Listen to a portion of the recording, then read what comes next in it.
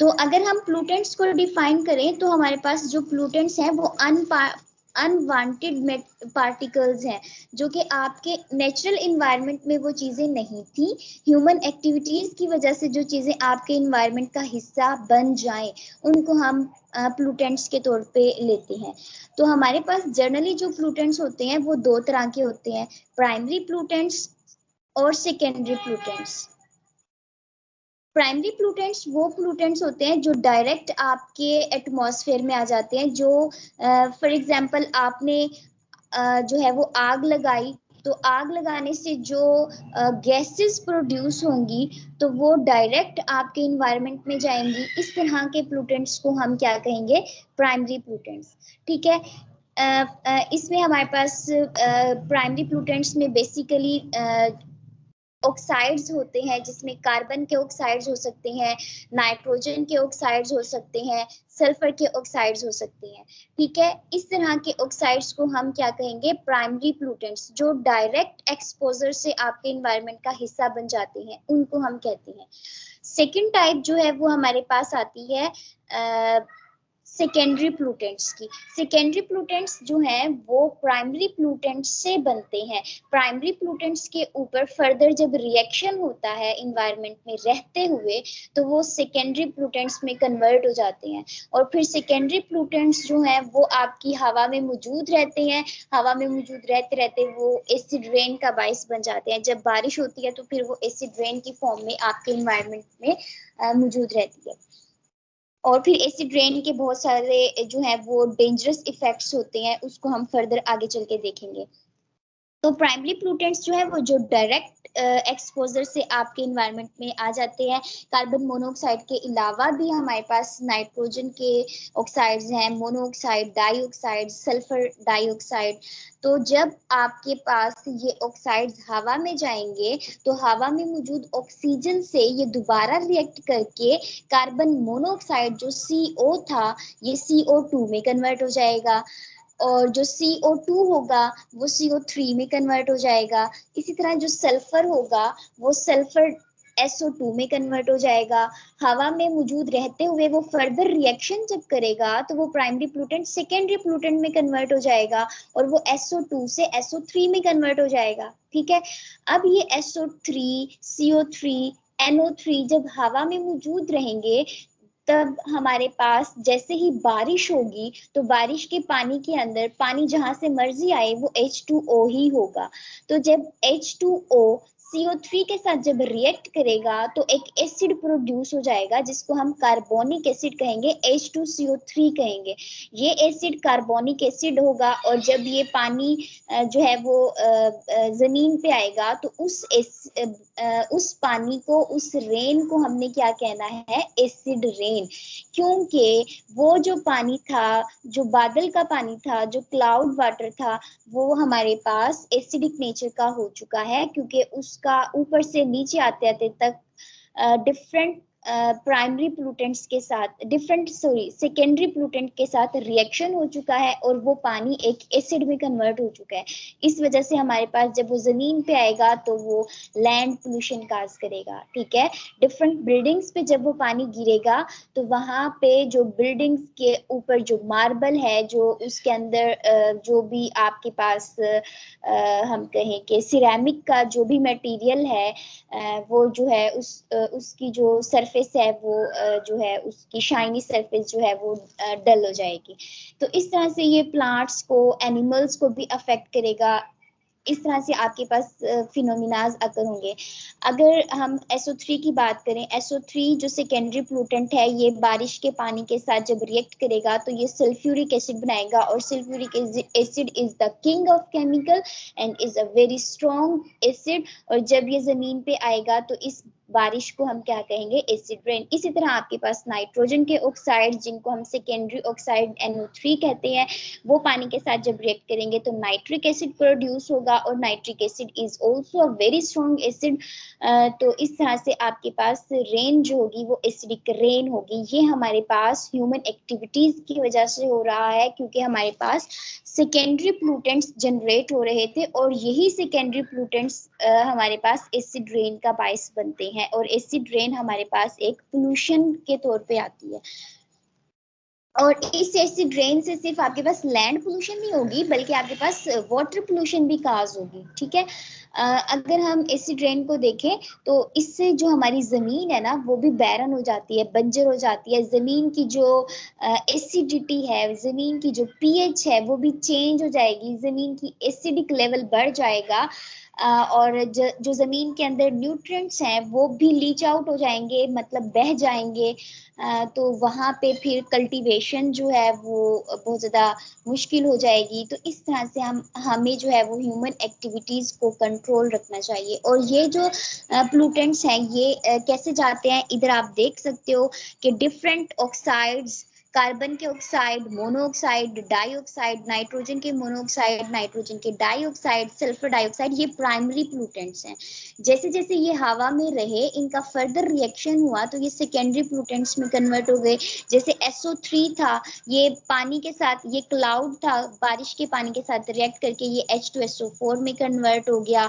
O3 ozone layer जो हमारे पास होती है उसका मॉलिक्यूल है O3, ठीक है, पर एसिड में कन्वर्ट हो जाते हैं ये इसी तरह H2O2।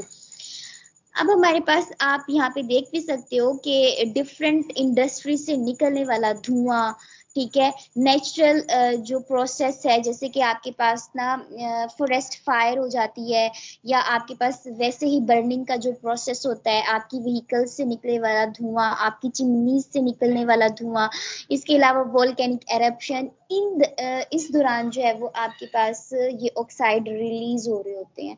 तो ये ऑक्साइड्स जो हैं जैसे जैसे हवा में एक्यूमुलेट होते रहेंगे उस तरह आपके पास जो टॉक्सिक लेवल है वो बढ़ता जाएगा। अब हमारे पास टाइप ऑफ पोल्यूशन आती है। इस पहले हमने पोल्यूटेंट्स को डिस्कस किया था, प्राइमरी और सेकेंडरी पोल्यूटेंट्स। नेक्स्ट हमारे पास टाइप ऑफ पोल्यूशन है। तो यहाँ पे कुछ डिफरेंट टाइप्स ऑफ पोल्यूशंस को दिखाया हुआ है। ये एयर पोल्यूशन है, जैसे कि देखो पहले हम कहते हैं आसमान जो है वो नीला होता है। एक्चुअली अगर हम आसमान को देखें तो ये नीला तो नहीं है। तो व्हाई दिस, ये हमारे पास ड्यू टू एयर पोल्यूशन है। हमारे पास जो है वो एयर पोल्यूशन होने की वजह से हमारे पास जो है वो आसमान नीला नजर नहीं आता हमें।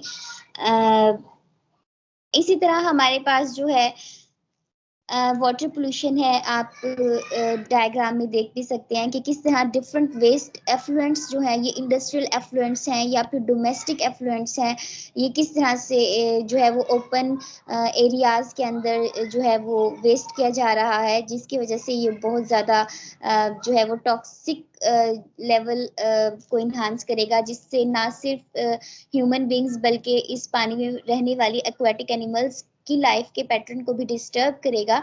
और जो क्वालिटी ऑफ वाटर है, पानी का जो क्वालिटी है उसको भी डिस्टर्ब करेगा, और उसको जो है वो अनफिट फॉर ड्रिंकिंग और अनफिट फॉर सर्वाइवल बनाएगा।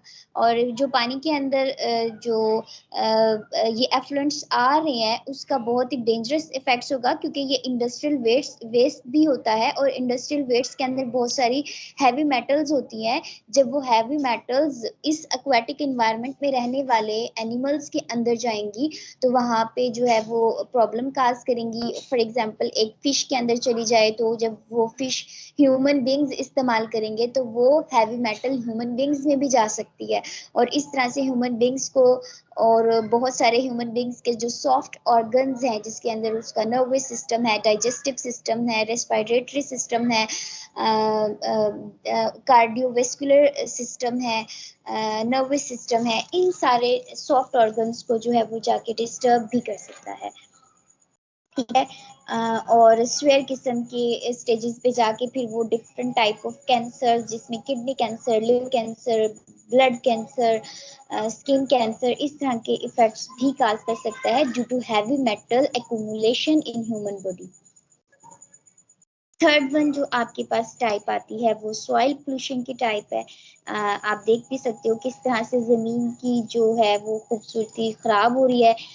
जमीन की जो हमारे पास सॉइल है, जो हमारे पास मिट्टी है वो किस तरह से फर्टाइल लैंड से अनफर्टाइल लैंड में कन्वर्ट हो जाएगी और यहाँ पे टॉक्सिक लेवल इंक्रीज हो जाएगा।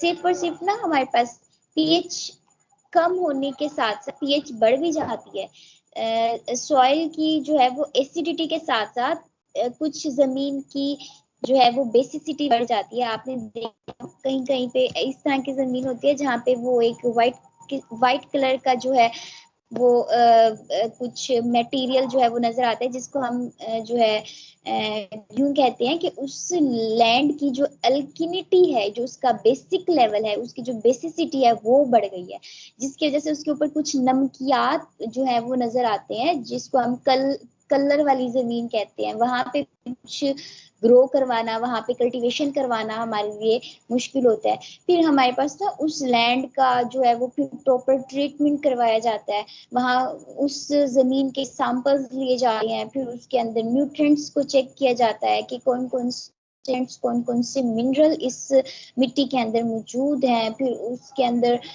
कौन कौन से प्लूटेंट्स मौजूद हैं, कितनी कंसंट्रेशन के साथ मौजूद है, फिर उसका एक प्रॉपर तरीके से ट्रीटमेंट किया जाता है उस लैंड का, ठीक है, और फिर वो जो है वो कल्टीवेटेड फॉर्म के अंदर वजूद में आ जाती है। तो इस तरह से पोल्यूशन हमारे लिए बहुत बड़ा किस्म के इफेक्ट्स कर रही है। इसी तरह नॉइज पोल्यूशन भी हो रही होती है। जब आपके रोड के ऊपर सारे व्हीकल्स चलेंगे, आपके पास मिलिट्री होगी, इंडस्ट्रियल जो है प्रोसेस जब हो रहा होगा तो उस दौरान जो नॉइज है उसकी वजह से बहुत सारे इफेक्ट्स काज होंगे, जिस जो है वो ह्यूमन बींग से रिलेटेड भी इफेक्ट्स होंगे, जिसमें different type of disease, blood pressure, headache और इसके अलावा भी कुछ जो है वो नूजिया, फटीग, इस तरह की कंडीशंस आ सकती हैं। इसके अलावा आपके पास थर्मल है कि आपकी एटमॉस्फेयर का जो टेम्परेचर है वो भी अनफिट हो सकता है। जैसे कि हमारे पास ना ग्लोबल ग्रीन हाउस इफेक्ट होता है, ग्लोबल वार्मिंग बढ़ती है, ये हमारे पास कार्बन डाइऑक्साइड से रिलेटेड टॉपिक होगा, क्योंकि हमारे पास ना जो भी कंबस्टन का प्रोसेस होता है, आप ऑर्गेनिक मटेरियल को बर्न करवा रहे हो, आप नॉन इनऑर्गेनिक मटेरियल को बर्न करवा रहे हो, तो जो भी कंबस्टन का प्रोसेस होता है जनरली जलने के अमल से कार्बन डाइऑक्साइड और पानी प्रोड्यूस होता है और कुछ अमाउंट ऑफ एनर्जी भी प्रोड्यूस होती है, जिसको आप डिफरेंट कामों में यूज कर रहे होते हो। तो जो कार्बन डाइऑक्साइड प्रोसेस से प्रोड्यूस हो रहा होता है, वो कार्बन डाइऑक्साइड जो है वो आपके एटमॉस्फेयर में जाता है, जिसकी वजह से ग्रीन हाउस इफेक्ट काज होता है। और जब कार्बन डाइऑक्साइड की कंसेंट्रेशन बढ़ती जाती है तो वो ग्रीन हाउस इफेक्ट जो है वो ग्लोबल वार्मिंग में कन्वर्ट हो जाता है। ठीक है, तो लास्ट वन है हमारे पास रेडिएशन। डिफरेंट रिएक्शंस के दौरान, डिफरेंट न्यूक्लियर रिएक्शंस के दरमियान, डिफरेंट धमाकों के दौरान जो है वो कुछ रेडिएशंस इमिट हो रही होती हैं। फॉर एग्जांपल अगर हम बात करें ना की, तो इंडस्ट्री के अंदर कभी कुछ ऐसे कंपाउंड्स यूज हो रहे होते हैं जो रेडियो एक्टिव होते हैं, उनसे निकलने वाली रेडिएशंस जो है वो इन्वायरमेंट के अंदर जो है जब आएंगी तो आपके इन्वायरमेंट को अफेक्ट, पोल्यूशन काज करेंगी। जब हमारे पास मेडिकल ट्रीटमेंट होता है तो वहां पे भी रेडिएशन यूज हो रही होती हैं। फॉर एग्जांपल अगर हम रेडियोथेरेपी की बात करें तो हम जनरल रेडिएशंस को जब यूज करते हुए अफेक्टेड सेल्स को जब हम मार रहे होते हैं, किल करवा रहे होते हैं, तो अगर वो रेडिएशंस आपके नॉर्मल बॉडी पार्ट्स पे जाएंगी तो वहां पे फिर आपको अफेक्ट करेंगी, आपको हो सकता है वहां पे कैंसर काज कर दें। तो इस तरह के ट्रीटमेंट करते हुए हमें बहुत ज्यादा ध्यान रखना पड़ता है और ये बहुत ज्यादा रिस्की प्रोसेस भी होता है। तो रेडिएशन जो है कोई भी रेडियो एक्टिव मटेरियल है, बहुत सारे इंडस्ट्रियल एफ्लुएंट्स को ना जमीन में दबा दिया जाता है। अगर वो रेडियो एक्टिव मटेरियल है तो वो जमीन में रहते हुए भी को एमिट करेंगे, की वजह से इफेक्ट्स फिर हमें देखने को मिलेंगे। तो इससे हमारे पास डिफरेंट टाइप ऑफ पोल्यूशन जो है वो आ जाती है।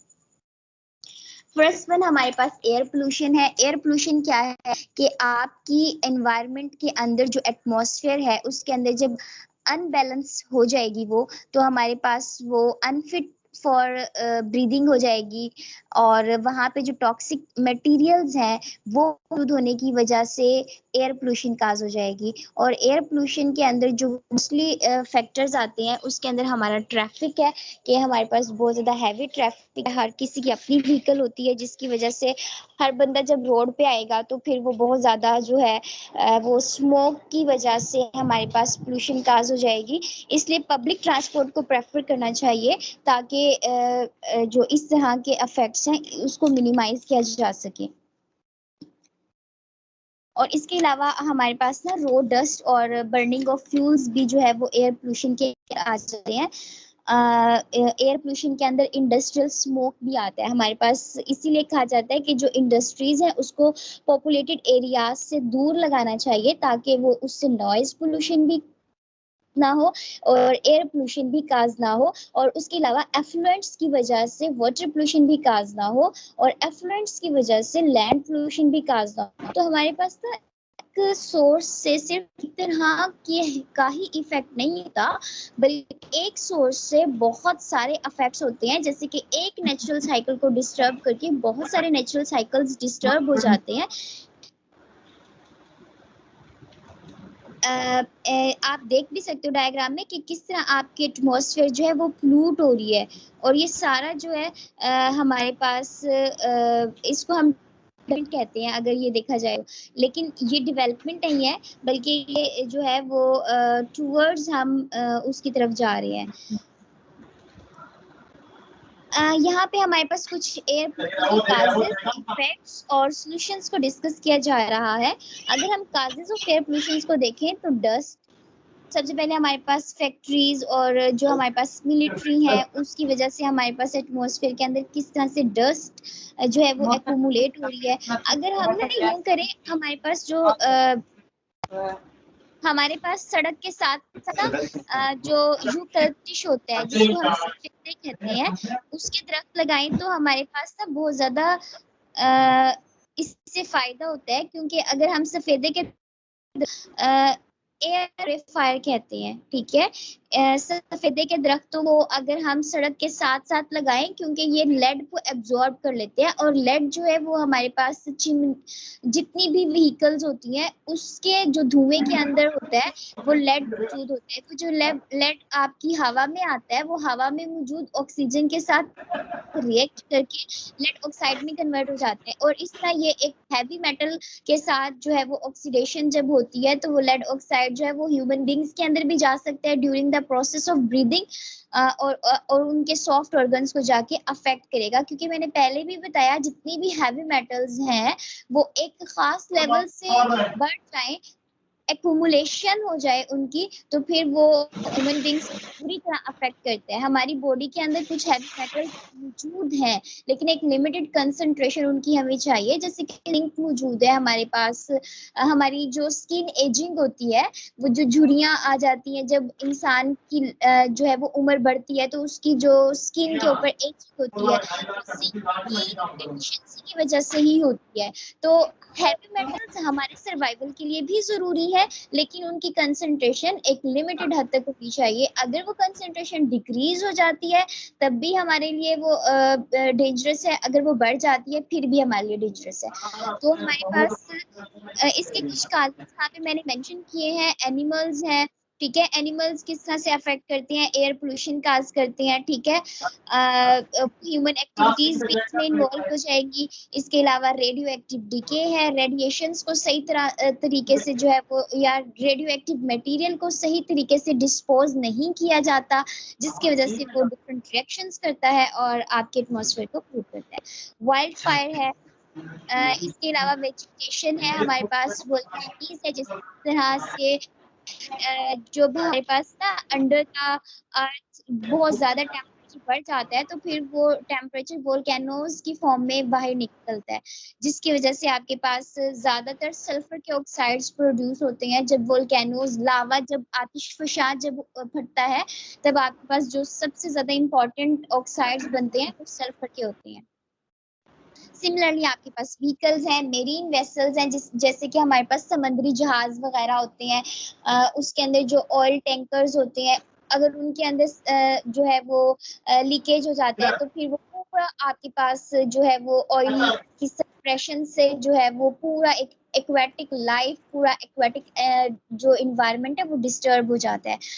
इसी तरह आपके पास बहुत सारे यहाँ पे फैक्टर्स हैं, एग्रीकल्चर है, माइनिंग का प्रोसेस है, कानकुनी जब हम करते हैं तो उस दौरान हम डिफरेंट प्रोसेसेस को जो है वो परफॉर्म कर रहे होते हैं, जिसकी वजह से एयर पोल्यूशन हो जाती है। इंडस्ट्रीज हमारे पास मेजर फैक्टर आते हैं।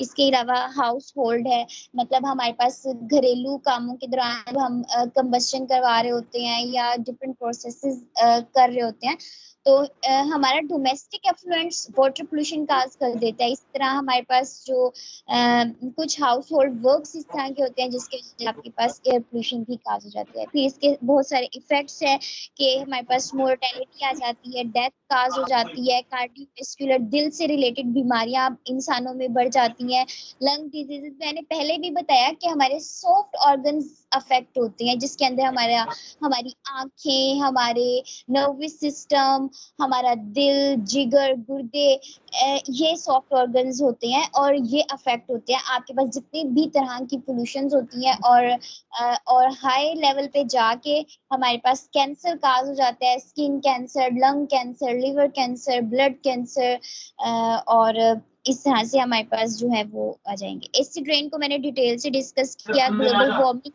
है, कार्बन डाइऑक्साइड की कंसंट्रेशन जब बढ़ जाती है तो ग्लोबल वार्मिंग होती है, ओजोन डिप्लीट हो जाती है। ये हमारे पास एक प्रोटेक्टिव लेयर है जो कि अल्ट्रावायलेट रेडिएशन जमीन तक पहुंचने से रोकती है।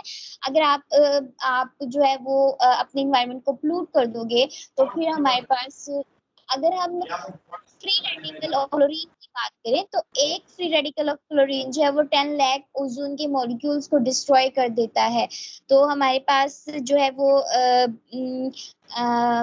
अंटार्कटिका और अंटार्कटिक के अंदर ये जो ये पोलर रीजन होते हैं, वहां पे स्प्रिंग सीजन के अंदर जो है वो ओजोन की डिप्लीशन को ऑब्जर्व किया गया था।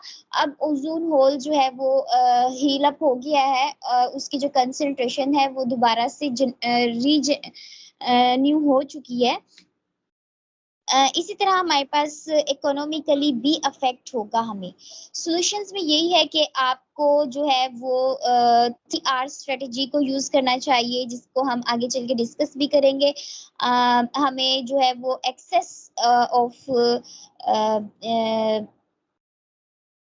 व्हीकल्स को जो है वो रिड्यूस करना चाहिए, पब्लिक ट्रांसपोर्ट यूज करनी चाहिए ताकि आपके पास एयर पोल्यूशन कम से कम हो, और हमें बायो डाइजेस्टर्स यूज करने चाहिए। आगे मैं आपको जो है वो दो तरह के प्रोसेसेस बताऊंगी जिसके अंदर बायोडिग्रेडेबल और नॉन बायोडिग्रेडेबल डिग्रेडेबल मटेरियल्स होते हैं। तो हमें बायोडिग्रेडेबल मटेरियल्स की तरफ जो है वो फोकस करना चाहिए, हमें ग्रीन केमिस्ट्री की तरफ फोकस करना चाहिए, ग्रीन इन्वायरमेंट की तरफ फोकस करना चाहिए। नेक्स्ट वन हमारे पास वाटर पोल्यूशन है।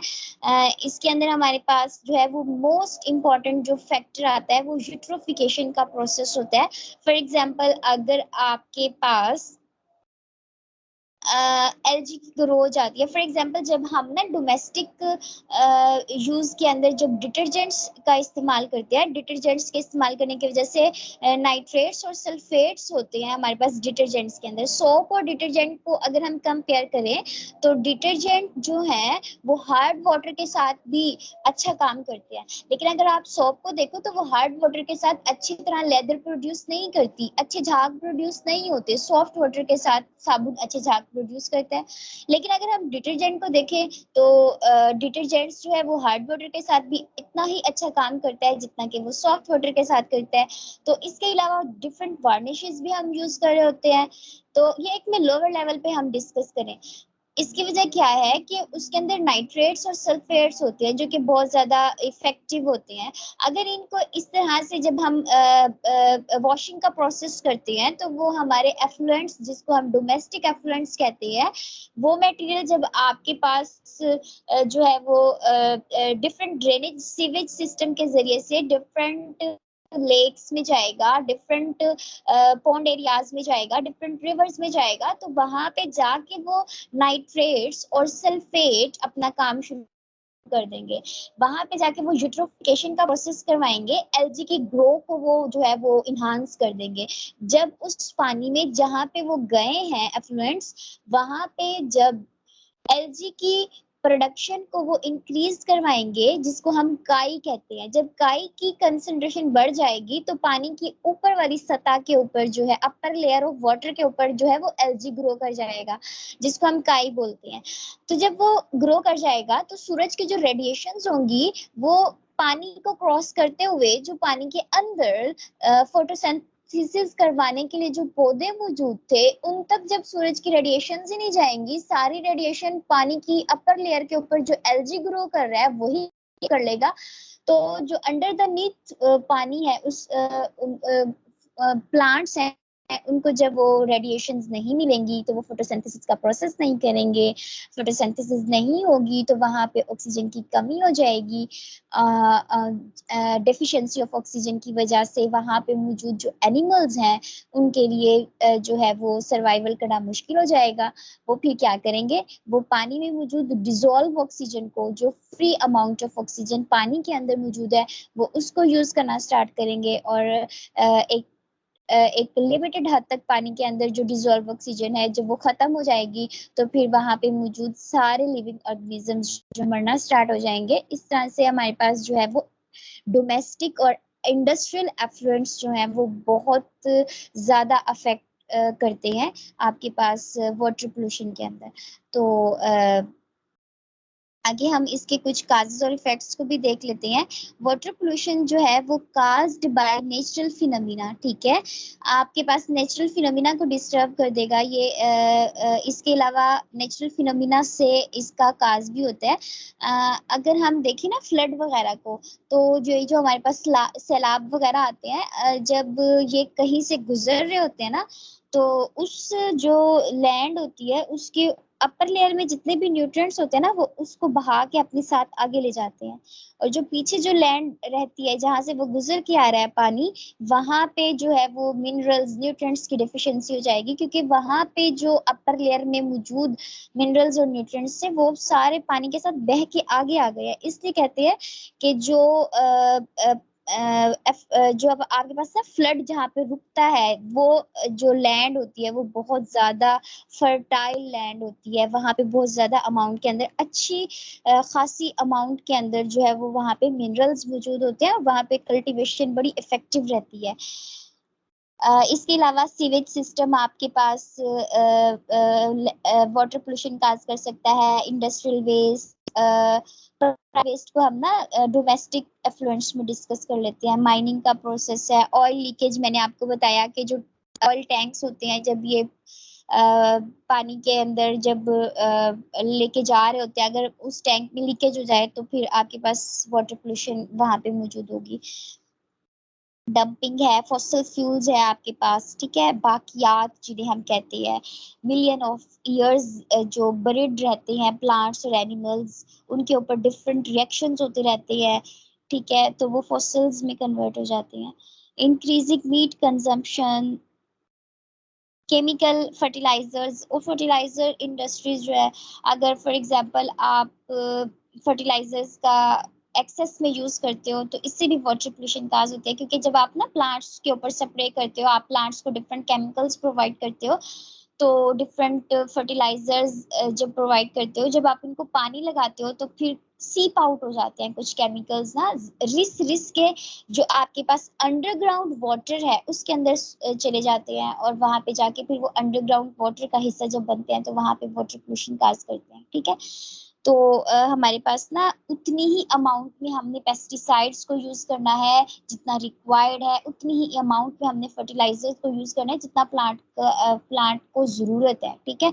हमने एक्सेस के अंदर यूज नहीं करना, उससे प्लांट की ग्रोथ भी अफेक्ट हो सकती है अगर हम एक्सेस में यूज करेंगे। पेस्टिसाइड ना पेस्ट को मारने के लिए जो केमिकल्स यूज किए जाते हैं उनको कहते हैं, ठीक है। इसी तरह फंजीसाइड्स भी होती हैं जो फंगस या फंजाई वगैरह की ग्रोथ को कंट्रोल करती है, ठीक है। रेडियो एक्टिव गार्बेज जो है, जो इंडस्ट्रीज का मोस्टली हो सकता है, वो भी आपके पास वाटर पोल्यूशन काज करता है। यहाँ पे कुछ इफेक्ट्स हैं, जनरली वही होंगे जो कि एयर पोल्यूशन के थे। सॉल्यूशंस जो है हमने क्या करना है, अपनी कंजम्पशंस को जो हम जो ह्यूमन एक्टिविटीज कर रहे हैं उस पे गौर करना है, क्योंकि नेचुरल प्रोसेस के जरिए से इतनी पोल्यूशन काज नहीं होती। अगर हम वोल्केनो को देखें तो हर रोज तो आतिशबाजी होता है ना, वो कभी कभी होता है। हर रोज तो नेचुरल प्रोसेस के जरिए से तो जंगल को आग नहीं लग रही होती, हर रोज तो बिजली नहीं गरज रही होती। तो इस तरह से नेचुरल जो प्रोसेस है वो इतनी ज्यादा पोल्यूशन के अंदर इन्वॉल्व नहीं है जितना ह्यूमन एक्टिविटीज पोल्यूशन के अंदर इन्वॉल्व है, और ह्यूमन एक्टिविटीज जिस तरह से अपने इन्वायरमेंट को पोल्यूट कर रही हैं। ठीक है, हमारे पास ना सिर्फ ये सिंथेटिक जो है वो काज नहीं है, कुछ काजेस जो है वो हमारे पास नेचुरल काजेस भी हैं पोल्यूशन के। नेक्स्ट अगर हम बात करें तो हमारे पास टाइप आती है लैंड पोल्यूशन की। डिस्पोजल को अगर हम जो है वो ऐसे कर दें विदाउट ट्रीटिंग, तो फिर हमारे पास लैंड पोल्यूशन काज हो जाती है। इसके कुछ काजेज हैं कि काजेज हमारे पास एग्रीकल्चर है, जैसे कि मैंने आपको बताया अगर आप एक्सेस में फर्टिलाइजर्स यूज करोगे तो वो जो है आप सही तरीके से स्प्रे नहीं करोगे तो वो आपकी जमीन के ऊपर आएगा, और जमीन के ऊपर आने की वजह से जमीन की एसिडिटी को बढ़ा भी सकता है, जमीन की एल्केनिटी को भी बढ़ा सकता है, तो लैंड पोल्यूशन काज कर सकते हैं। यूज ऑफ फर्टिलाइजर्स है, यूज ऑफ पेस्टिसाइड्स है, डिफोरेस्टेशन है। जब हमारे पास ना जंगल एक बहुत बड़ी नेमत है, अगर आप डिफोरेस्टेशन करते हो तो आपके पास ना बहुत सारे साइकिल्स डिस्टर्ब हो जाते हैं, आपका नेचुरल बैलेंस जो है वो डिस्टर्ब हो जाता है, आपके पास कार्बन डाइऑक्साइड ऑक्सीजन का जो लेवल है वो डिस्टर्ब हो जाता है। तो डिफोरेस्टेशन के जरिए से बारिशें कम होती हैं, जमीनें बंजर होती हैं, आपके एटमॉस्फेयर का जो बैलेंस है वो डिस्टर्ब हो जाता है, और भी बहुत सारे इफेक्ट्स होते हैं। ठीक है, माइनिंग प्रोसेस जो है वो भी आपके पास इसके काजेज में आ जाता है। कंस्ट्रक्शन के प्रोसेसेस, केमिकल्स का यूजेस, सीवेज आपके पास इसके काजेज में आ जाते हैं।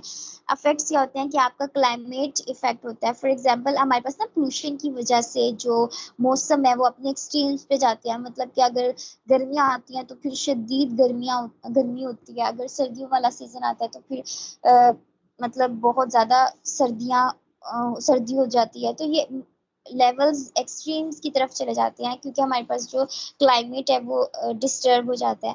तो इसके अलावा हमारे पास सॉइल पोल्यूशन भी हो जाती है। वाइल्ड फायर इसका जो है वो हो सकती है, काज हो सकती है। अगर आपके पास टेम्परेचर बहुत ज्यादा हो जाएगा तो फिर जंगल को खुद ब खुद आग लग जाएगी। ठीक है, effects on plants, effects of on animals. इसके कुछ सॉल्यूशंस है कि हमें जो है वो प्लास्टिक्स के यूजेस को अवॉइड करना चाहिए, प्लास्टिक बैग्स मिनिमम यूज करनी चाहिए। इसका मतलब हमें ग्रीन केमिस्ट्री की तरफ मूव कर जाना चाहिए। अगर हम ग्रीन केमिस्ट्री की तरफ मूव करेंगे तो हमारे पास पोल्यूशन जो है वो बहुत हद तक कम हो जाएगी। हमें जो है वो 3R स्ट्रेटेजी को यूज करना चाहिए, रिसाइकल, रीयूज, और थर्ड वन जो है वो हमारे पास है रिड्यूस। ठीक है, तो 3R स्ट्रेटेजी बहुत ज्यादा इफेक्टिव होगी हमारे पास, और हमें इन सारे चीजों के लिए दूसरे लोगों को भी कन्विंस करना चाहिए। हमारे पास बायोडिग्रेडेबल और नॉन बायोडिग्रेडेबल मटेरियल होते हैं, ऐसे मटेरियल्स जो लिविंग ऑर्गेनिजम्स में जाके सिंपल कंपाउंड्स में कन्वर्ट हो जाएं, उनको कहते हैं बायोडिग्रेडेबल। कि ऐसे मटेरियल जो एक जिंदा चीज के अंदर जाने के बाद सिंप्लीफाई हो जाएं, और ऐसे मटेरियल जो एक लिविंग ऑर्गेनिज्म के अंदर जाने के बावजूद उसकी कंपोजिशन, उसकी डिग्रेडेशन के अंदर कोई जो है वो चेंज ना आए, तो वो कहते हैं नॉन बायोडिग्रेडेबल। बायो कहते हैं लाइफ को, तो किसी जिंदा जानदार के अंदर जाके वो टूट फूट वो डिग्रेड हो जाएगा, वो कहलाएगा बायोडिग्रेडेबल मटेरियल। तो बायोडिग्रेडेबल मटेरियल जो है वो हमारे इन्वायरमेंट को पोल्यूशन से बचाते हैं।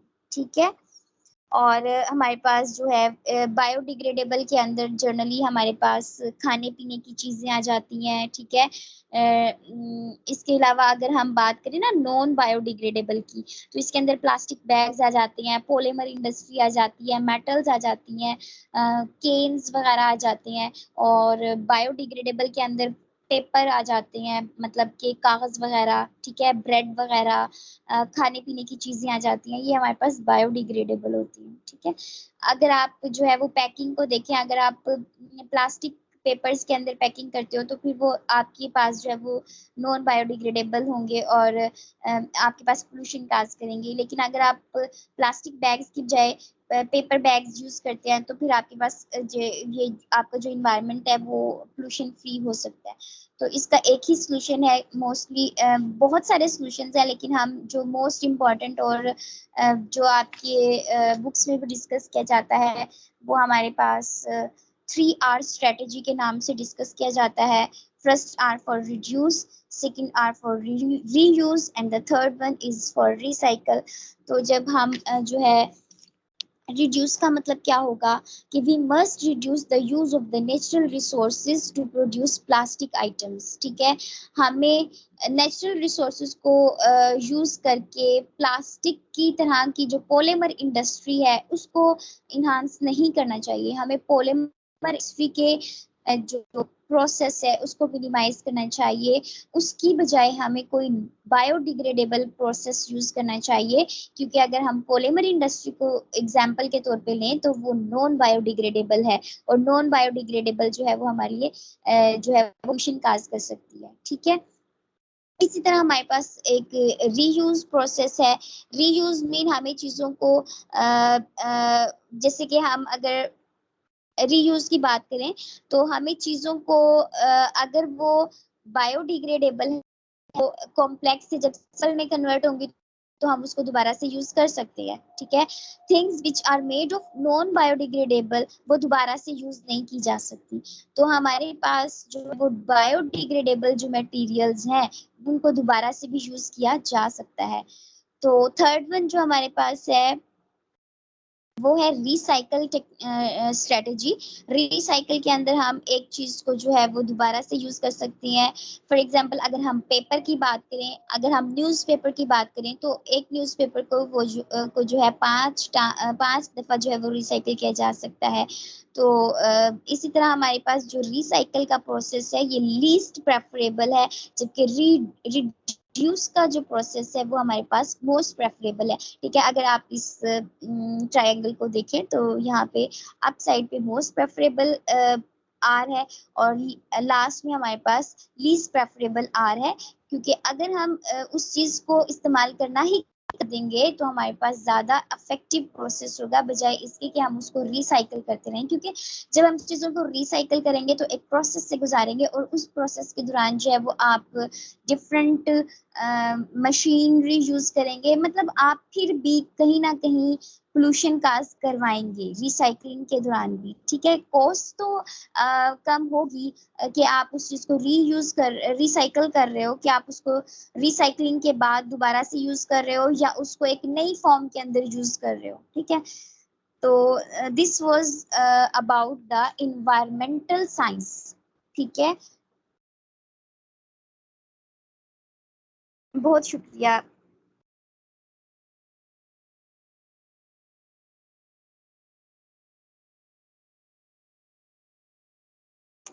सर हसन, अगर आप यहाँ हैं तो आप अपना सेशन जो है वो स्टार्ट कर सकते हैं।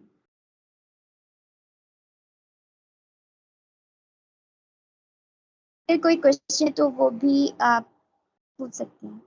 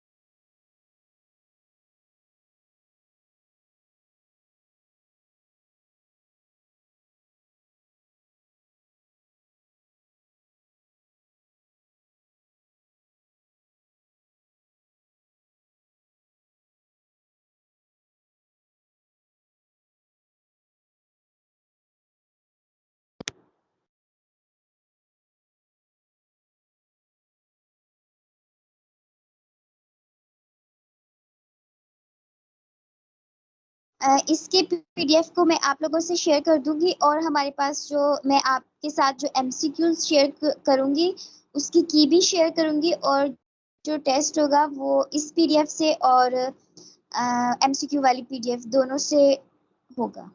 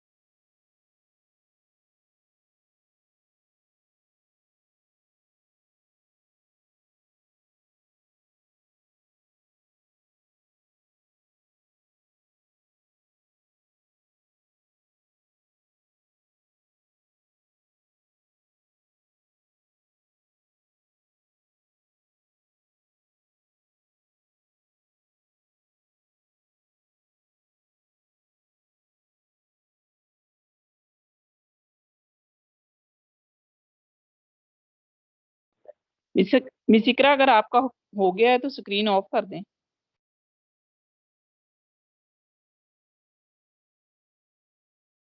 ओके मैम, ठीक है। जी, किसी को कोई सवाल करना है मिस इकरा से तो हैंड रेज कर सकते हैं, वरना फिर सर हसन कंटिन्यू करेंगे।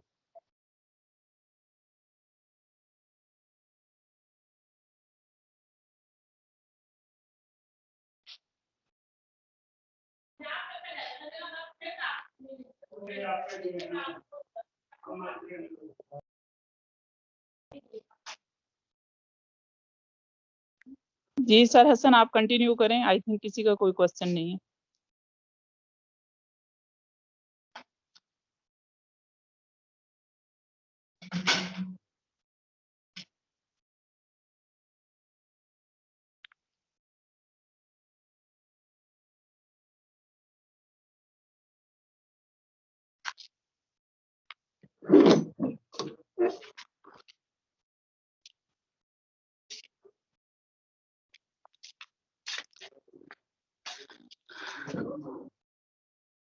सर हसन, आप मुझे सुन रहे हैं?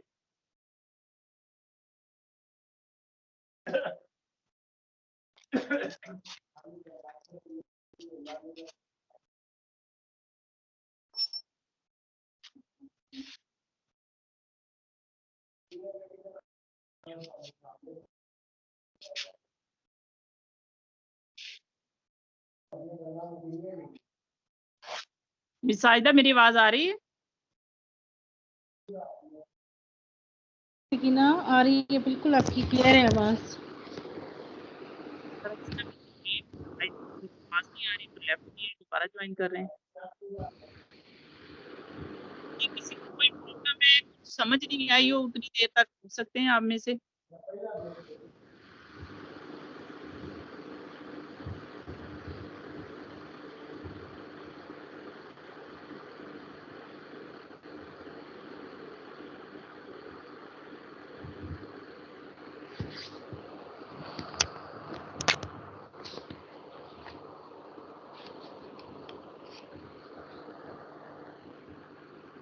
जी मिस फाका, आना आपका माइक।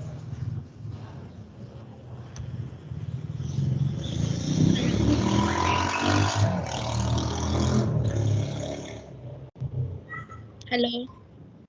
हेलो जी मैम, बोलें। अस्सलाम वालेकुम वालेकुम मैम, अस्सलाम। मैंने आपसे कहा कि 7 बजे जब मैं मीटिंग ज्वाइन करती हूँ तब मेरी कॉल बार बार डिस्कनेक्ट हो जाती है। 8 बजे ही ज्वाइन होती है, ऐसा क्यों हो रहा है? कल भी ऐसे था, आज भी ऐसे है। मैम आपकी तरफ नेटवर्क का इशू होगा। आप अपनी ना पोजीशन ऐसी रखा करें जहाँ पे सिग्नल बेटर हो। अगर आपका लॉगिन है तो प्रॉब्लम नहीं होना चाहिए, हम लोग फौरन से पहुंच आते हैं। अब देखिए, मैं डिवाइस पे यूज नहीं कर रही, ये डाटा सिम है मेरी जोन की, देखने में एक दफा भी ड्रॉप नहीं हुई। अगर लॉगिन है तो कोई प्रॉब्लम नहीं होगा। स्क्रीन ऑफ हो सकती है या वॉइस गायब हो सकती है, तो वो ये है कि आप रीज्वाइन करें तो दोबारा आ जाए। पता नहीं मैम, कॉल डिस्कनेक्ट हो जाती है बार बार। आप अपने इलाके के मुताबिक वो वाली डाटा सिम इस्तेमाल करें जिसके सिग्नल बेस्ट, या फिर आप छत पे या किस तरह ऐसी जगह पे जाएं जहाँ पे आपको पास है। जी मिस शम्मा, आपका माइक ऑन कर रही ओके। हूँ।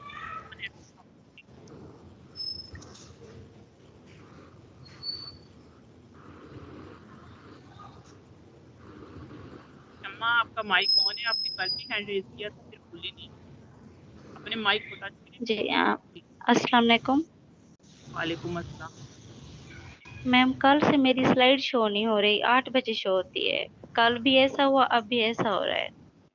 ये आई थिंक शायद कोई नेटवर्क इशू होगा मैम। इकरा की तरफ सर हसन वाली शो हो रही है ना आपको?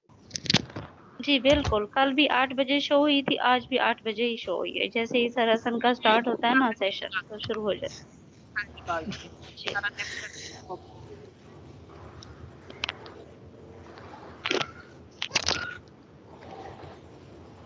किसी और का कोई क्वेश्चन है तो वो कर सकता है।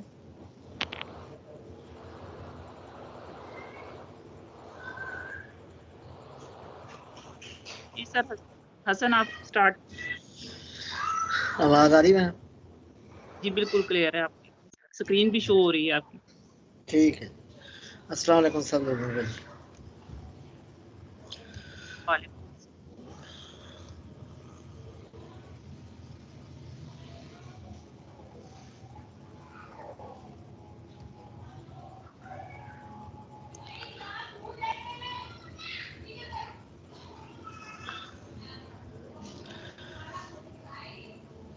अच्छा, ये कल हम पढ़ रहे थे सेट के बारे में। तो सेट का एक पोर्शन थोड़ा सा रह गया है, वो है वेन डायग्राम। उसके हवाले से वेन एक साइंटिस्ट का नाम था जिसने ये डायग्राम जो है प्रपोज की थी, सारी थ्योरी थी उसकी डायग्राम के हवाले से। इसमें हम जो ऑपरेशन उसने परफॉर्म किए हैं डायग्राम के हवाले से, उसमें यूनियन है, इंटरसेक्शन है और डिस्ट्रीब्यूटिव लॉ जो हैं उनको उसने रिप्रेजेंट किया है फिगर्स की शक्ल में भी। अगर सेट्स में यूनियन लें तो वो कैसे होगा फिगर की शक्ल में, इंटरसेक्शन लें या उनका डिस्ट्रीब्यूटिव लॉ लगाएं तो वो क्या होगा, कैसे लगेगा, या कोई सबसेट होगा तो वो कैसे बनेगा। तो फिगर के ज़रिए सारा कुछ एक्सप्लेन किया गया। लॉजिकल है थोड़ा सा, तो ज़रा ध्यान से ज़रा ना बात को सुनिएगा भी और समझिएगा।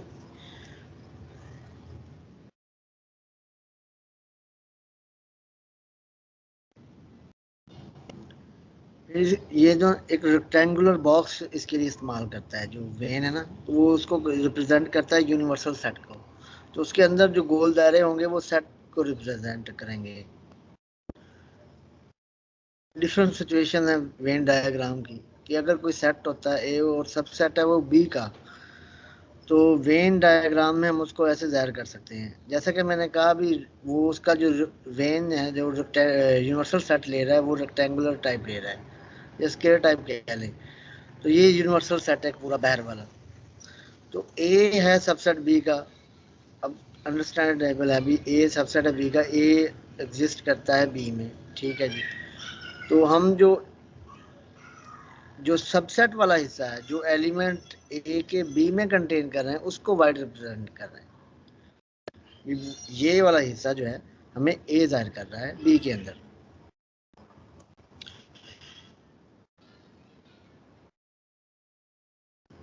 अगर ए और बी के कुछ एलिमेंट ऐसे हैं जो कॉमन है, तो अगर हम उनका जब भी कॉमन होगा तो लाजमी गल है वो सेट आपस में ओवरलैप करेंगे। ओवरलैप से मुराद है भी एक ये गोल दायरा दूसरे गोल दायरे के ऊपर ऐसे उसका फिगर का कुछ हिस्सा ऊपर चढ़ा होगा, तो ओवरलैपिंग कर रहा है। तो इसका जब यूनियन रिप्रेजेंट करेंगे तो ओवरलैपिंग में दोनों का यानी सब एलिमेंट आ जाएंगे ओवरलैप में। यानी ए, क्योंकि ओवरलैप क्यों करते हैं जब सेट, क्योंकि उनमें कुछ ना कुछ कॉमन एलिमेंट होते हैं तब वो एलिमेंट करते हैं। अगर कुछ सेट ऐसे हैं दो वो डिसजॉइंट हैं तो उनका यूनियन रिप्रेजेंट करने का तरीका ये है भी उनके जो है अपने डिफरेंट जो सेपरेटेड सर्कल हैं उनमें कलर डिफरेंट कलर का कर दें तो वो यूनियन का रिप्रेजेंट करेंगे। क्योंकि ये यूनिवर्सल सेट है तो ए यूनियन बी अगर इनमें कलर कर देंगे तो इससे मुराद भी सारे सेट वो वाले आ गए जो ए और बी के मिला के आएंगे यूनिवर्सल सेट से निकाल के। क्योंकि यूनिवर्सल सेट ऐसा सेट है जो सारे हर सेट के एलिमेंट्स को रखता है। अच्छा, ये कुछ और मजीद है इस हवाले से। मुतराकिब सेटों से मुराद है ओवरलैपिंग वाले, और गैर मुतराकिब से मुराद है डिसजॉइंट सेट। और ए सबसेट ऑफ बी, ये आपको मालूम है भी ए के सारे एलिमेंट बी में एग्जिस्ट करते हैं जब हम उनका ये सब लेंगे सबसेट। तो इस तरफ जो है वो डिसजॉइंट सेट की प्रॉपर्टीज डिस्कस की हैं यूनियन के हवाले से। यानी ए यूनियन बी जब हम लेंगे, क्योंकि ये है यूनिवर्सल सेट में एग्जिस्ट कर रहे हैं, तो उन दोनों में हम कलर कर देंगे डिसजॉइंट सेट में। लेकिन जब ओवरलैपिंग कर रहे होंगे तब हम अगर ये यूनियन बी लेंगे तो वो इस ओवरलैपिंग वाले हिस्सा भी और सारे ये ए और बी के ऊपर हम कलर कर देंगे, क्योंकि यूनियन में तमाम एलिमेंट आ जाएंगे ए और बी के। फिर हमारे पास ए सबसेट ऑफ बी है। ए जो है सबसेट है बी का, यानी ए जो है कंटेन करेगा बी के अंदर। तो अगर हम उनका यूनियन लेते हैं तो सारे को कलर कर देंगे, क्योंकि ए तो ऑलरेडी एग्जिस्ट कर रहा है। और यूनियन जो है, यूनियन से तो मुराद यही भी सारे एलिमेंट ए और बी के यकजा लिखेंगे हम। आगे है इंटरसेक्शन। ए इंटरसेक्शन बी, ये डिसजॉइंट सेट के लिए जी ए इंटरसेक्शन बी ज़ाहिर करने का तरीका। अगर ओवरलैपिंग के सेट हैं तो इनका दोनों का ए इंटरसेक्शन बी वो पार्ट होगा जो इनमें मुश्तरक है। मतलब कुछ एलिमेंट हैं वो इनमें दोनों में मुश्तरक थे, हमने उनको कलर ये येलो कर दिया, तो ये मुश्तरक एलिमेंट जो उन दोनों में यक भी पाए जाते हैं दोनों सेटों में, तो ये इंटरसेक्शन को ज़ाहिर कर, ये सिर्फ ए सेट को ज़ाहिर कर रहा है, क्योंकि ए सेट कंटेन करता था बी में।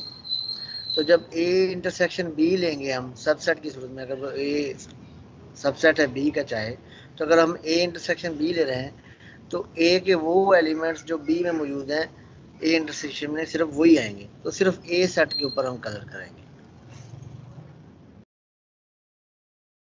कंप्लीमेंट क्या होता है जी? कंप्लीमेंट मैंने जैसे आपको बताया था भी यूनिवर्सल सेट से वो वाला सेट अगर माइनस कर दें तो हमारे पास उस सेट का कंप्लीमेंट आया। तो ये कंप्लीमेंट जो है ये कंटेन करेगा वो तमाम एलिमेंट्स जो ए में मौजूद नहीं है। यानी ए जो है इसके अलावा जितने एलिमेंट हैं, ए के अलावा जितने एलिमेंट्स हैं वो ये यूनिवर्सल सेट के ये हॉरिजॉन्टल लाइन लगा के दिखाए गए हैं, ये सारे इसमें आ जाएंगे, लेकिन ए नहीं आएगा। जैसे ए माइनस बी में किया था भी ए के वो एलिमेंट आएंगे जो बी में नहीं थे।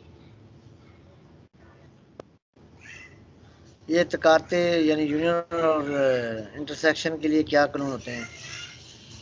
तो ये ए यूनियन बी को अगर ज़ाहिर करना है तो ये ओवरलैपिंग सेट में ऐसे करके तो तमाम में लाने लगा दें। बी यूनियन ए तकाते मुबाद, अच्छा ये कॉम्यूटेटिव ला, यानी जो बी ए यूनियन बी वो भी वही चीज़ है और बी यूनियन ए वो भी वही चीज़ है। अच्छा, एसोसिएटिव ला ये क्या है जी? इसमें ऐसे वो तीन एलिमेंट लेंगे, क्योंकि A union bracket B union C होता है, तो तीन हमारे पास तीन सेट होंगे, उनका यूनियन लेना होगा।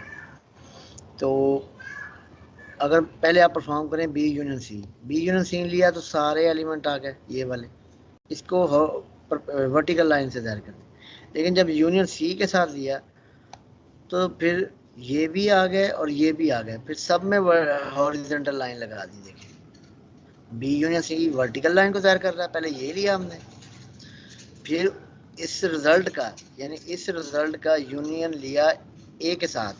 तो जब ए के साथ यूनियन लिया तो सारे एलिमेंट आ गए, उसको ज़ाहिर करने के लिए मैंने इधर फिगर में है जी हॉरिजॉन्टल लाइन, तो सारे एलिमेंट आ गए इसमें, तीनों सेट होंगे। इस तरह ऐसे ही ये वाले सेट है, पहले आप ए यूनियन बी को परफॉर्म करेंगे, वो वर्टिकल लाइन लगा दें, फिर यूनियन उनका सी के साथ जब लेंगे फिर हॉरिजॉन्टल लाइंस लगा दें, तो सारा रिप्रेजेंट हो जाएगा। ये इंटरसेक्शन के हवाले से है। अब अगर आप बी इंटरसेक्शन सी लेंगे तो ये वर्टिकल लाइन लगा दें, और अगर बी इंटरसेक्शन सी को इंटरसेक्शन ए के साथ करवाएंगे तो फिर ये हॉरिजॉन्टल लाइन ये वाला, क्योंकि ये तो ऑलरेडी इसमें यूनियन वाला कंसेप्ट नहीं आएगा, भी सारे आ जाएंगे, नहीं। बी इंटरसेक्शन सी जो सेट बना है वो इतने एलिमेंट का बना है, ये वाले एलिमेंट्स सिर्फ इतने एलिमेंट का बना है।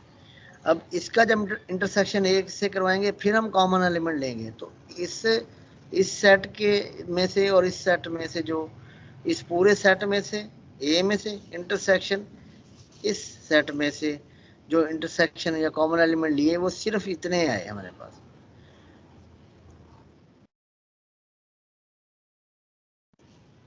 अब डिस्ट्रीब्यूटिव लॉ है, ये हमारे पास होता है, पहले ये देख लें, A union B intersection C, इसको हम जाहिर करते हैं ए यूनियन बी इंटरसेक्शन ये वाला बाहर निकाल के फिर ए यूनियन सी। तो पहले हम परफॉर्म करते हैं A union B. A union B perform किया, 3 सेट है ना, तो ये वाले पहले हॉरिजॉन्टल लाइन लगा के ये वाला हमारे पास ए यूनियन बी आ गया। फिर हमने उसका ए यूनियन सी लिया, वो हमारे पास ये वाला आ गया। 2 रिजल्ट ये वाले हमारे बन गए। अब इन दोनों सेटों में जो कॉमन है, दोनों सेटों में जो कॉमन है, हमने इन दोनों का जब इंटरसेक्शन लिया तो हमारे पास जो आंसर आया वो ये वाला बना।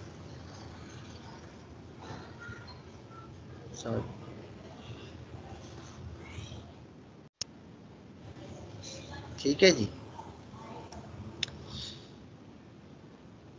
ऐसे इंटरसेक्शन में हमारे पास ये वाला आंसर बना, क्योंकि बी यूनियन सी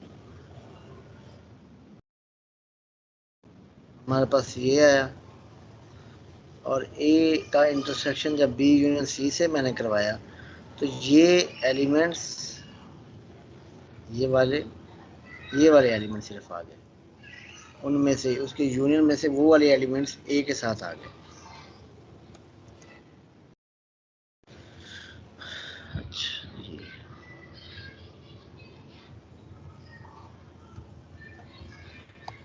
ये जी हमारा सेट का मुकम्मल हो गया पोर्शन। आज जो हमारा टॉपिक है वो है मैट्रिसेस के हवाले से, यानी जिसको हम मैट्रिक्स कहते हैं।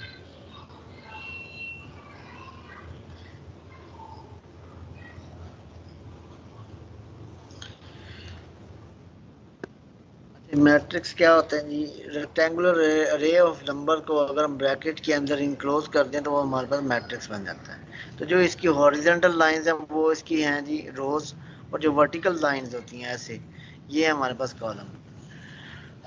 जो इसके नंबर यूज होते हैं रोज और कॉलम में, वो इसकी एंट्रीज या एलिमेंट्स कहलाते हैं।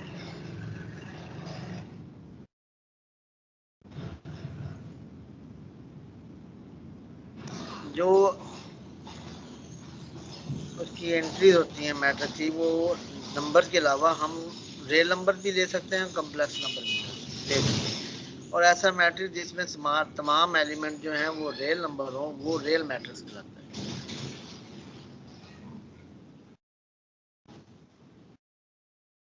रो मैट्रिक्स क्या होता है? रो मैट्रिक्स ऐसा मैट्रिक्स होता है जिसमें हमारे पास सिर्फ एक रो होती है और नंबर ऑफ कॉलम्स जो हैं वो डिफरेंट होते हैं। मसलन जैसे हमारे पास सामने ये एक मैट्रिक्स दिया गया है, इसमें ए आई जो है वो हमें शो कर रहा है रो को। रो क्योंकि हमारे पास फिक्स है, रो कांस्टेंट है, लेकिन कॉलम जो हैं वो चेंज हो रहे हैं। लेकिन अब ये एलिमेंट अगर मैं जाहिर करना चाहूँ किसी भी, आवाज़ आ रही है जी?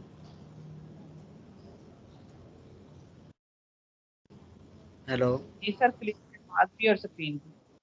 ठीक, अच्छा, ये अगर एक मैट्रिक्स है, ये एक स्टैंडर्ड फॉर्म में है, तो स्टैंडर्ड फॉर्म में कह रहा हूँ, सॉरी, एक जनरल फॉर्म में, यानी सब मैट्रिक्स को डिफाइन कर सकता है। तो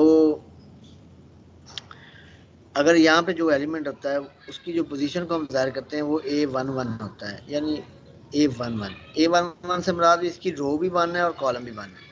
यहाँ पे जो एलिमेंट होगा उसको हम कहेंगे A12, यानी उसका रो 1 है, ये 1 पहले वाली रो ही चल रही है ना, लेकिन कॉलम दूसरा है। यहाँ पे जो एलिमेंट होगा उसको हम कहेंगे